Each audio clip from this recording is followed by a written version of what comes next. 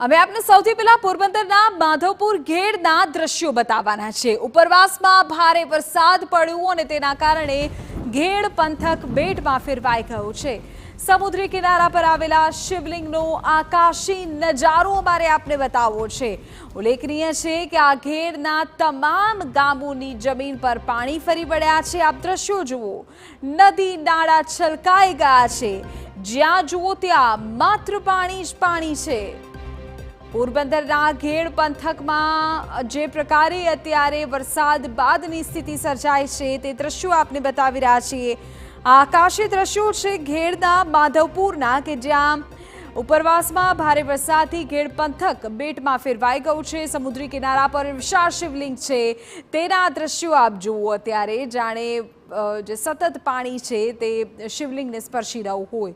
હિતેશ અમારા સંવાદદાતા વિગતો આપી રહ્યા છે। હિતેશ, દ્રશ્યોમાં દેખાય છે કે ઘેડમાં સર્વત્ર પાણી જ પાણી છે।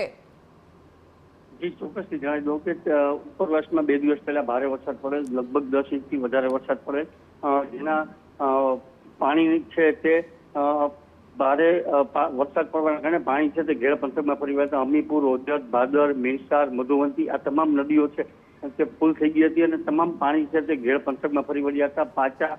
પાતા, મોચા, બળેજ, પળચ આ સહિતના ગામો છે તેની ખેતીની જમીનોમાં પાણી ફરી વળ્યા છે। તમામ મકાન સુધી પાણી પહોંચી ગયા છે અને સમુદ્ર કિનારે આવેલું મહાકાય શિવલિંગ છે તે પણ સમુદ્રી મોજાથી જળાભિષેક થઈ રહ્યું છે। તેના આકાશી દ્રશ્યો જે ટીવી સ્ક્રીન પર ચાલી રહ્યા છે તે સ્પષ્ટ દેખાય છે કે અત્યારે પણ તારાજીના દ્રશ્યો સામે આવી ગયા છે। બિલકુલ હિતેશ, આ દ્રશ્યો આપણે દર્શકોને પણ બતાવી રહ્યા છીએ। માધવપુર ઘેડના આ દ્રશ્યો છે, આપ જુઓ, જ્યાં જુઓ ત્યાં માત્ર પાણી જ પાણી છે। દરિયા કિનારે જે વિશાળ શિવલિંગ આવેલું છે તેને પણ જાણે અભિષેક થઈ રહ્યો હોય એ પ્રકારના દ્રશ્યો છે। તો સૌરાષ્ટ્રમાં સતત વરસાદના